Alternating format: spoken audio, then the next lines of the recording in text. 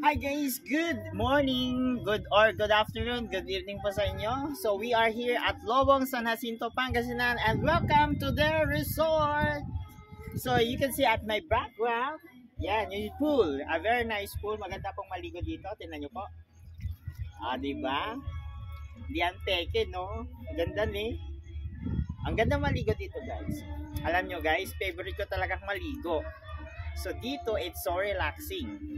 So kung gusto nyo ma-relax kagaya ko, or nagtatanggal kayo ng stress dahil sa work, o dahil sa asawa nyo, sa jowa ninyo, sa mga katrabaho nyo, or friends, punta lang po kayo dito sa Lobong, San Jacinto, Pangasinan.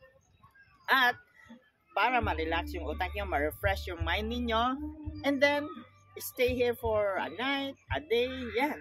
Mag-enjoy po kayo. Yan, di ba? Ganda ng pool. Gusto ko talagang maligo, guys. That's my favorite part when I'm out of town.